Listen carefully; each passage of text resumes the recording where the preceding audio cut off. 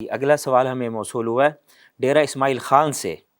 جمیل عالی پوچھتے ہیں کہ ہمارا ایمان ہے کہ قیامت کا ایک دن مقرر ہے، اس دن تمام انسانوں سے حساب لیا جائے گا، تو پھر عذاب قبر کیا ہے؟ تو عذاب قبر کن لوگوں پر نازل ہوتا ہے؟ یہ قیامت سے پہلے بھی کوئی قیامت ہے؟ دیکھیں،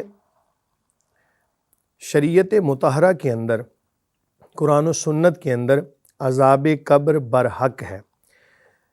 ہر کسی کو عذاب قبر سے دوچار ہونا ہے۔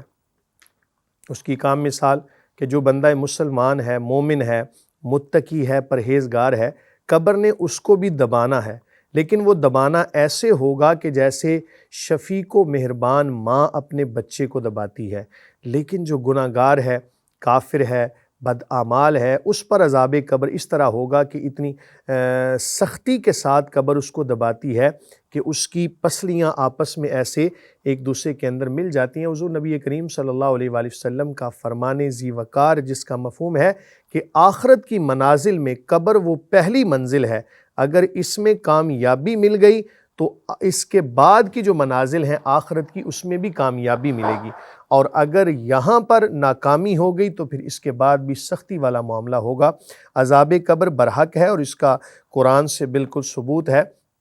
النار یعرضون علیہا غدوا وعشیا، کہ آگ پیش کی جاتی ہے آل فرعون پر صبح و شام، تو اس سے پتہ چلتا ہے کہ عذاب قبر برحق ہے۔ اور جیسے ہی کوئی بندہ دنیا سے جاتا ہے، اگر بندہ مومن ہے تو اس کے ساتھ قبر میں آسانی والا معاملہ ہوتا ہے، اگر کوئی کافر ہے، اگر بندہ مسلمان ہے تو آسانی والا معاملہ، اور اگر کوئی کافر ہے تو اس کے ساتھ سختی والا معاملہ ہوتا ہے۔ حضرت عثمان غنی رضی اللہ عنہ اسی وجہ سے جب قبر کے بارے میں بات ہوتی تو زاروں قطار روتے ہیں۔ آپ اندازہ کریں کہ جن کے بارے میں کریم آقا علیہ الصلوۃ نے فرما دیا کہ العثمان فی الجنہ، اور کئی بار کریم آقا علیہ الصلوۃ نے یہ جملہ فرمایا، وہ بھی جب قبر کو دیکھتے ہیں یا قبر کی بات کرتے ہیں تو زاروں قطار روتے ہیں۔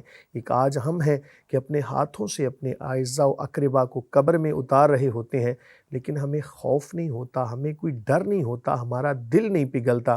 یہ دل کی قساوت کی بات ہے، لیکن یاد رکھیں عذاب قبر یقینی ہے۔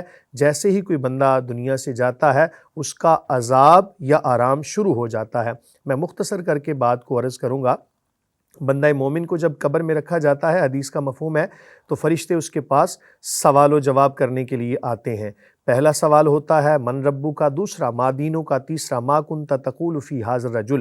اگر وہ تینوں سوالات کے جوابات صحیح دے دیتا ہے تو ایک منادی ندا کرتا ہے کہ میرے بندے نے سچ کہا، اس بندہ مومن نے سچ کہا، اور اس کی قبر کی طرف جنت کی کھڑکی کھول دی جاتی ہے، اور اسے کہا جاتا ہے نم کا نومت العروس، سو جا جیسے پہلی رات کی دلہن سوتی ہے۔ اور اس کے برعکس اگر کوئی بندہ کافر ہے یا کوئی اس طرح کا ہے کہ جو گناہ گار ہے، جس نے اپنی ساری زندگی توبہ تائب نہیں کی، وہ جب قبر میں اتارا جاتا ہے تو اس کے برعکس معاملہ کیا جاتا ہے، وہ سوالات کے جوابات نہیں دے پاتا، جس کی وجہ سے اس کی قبر کو اسی وقت جہنم کا ایک گڑھا بنا دیا جاتا ہے۔ اس لیے ہمیشہ توبہ تائب ہوں اور اللہ تعالیٰ سے اس کے فضل کا سوال کیا جی کریں۔ ماشاءاللہ۔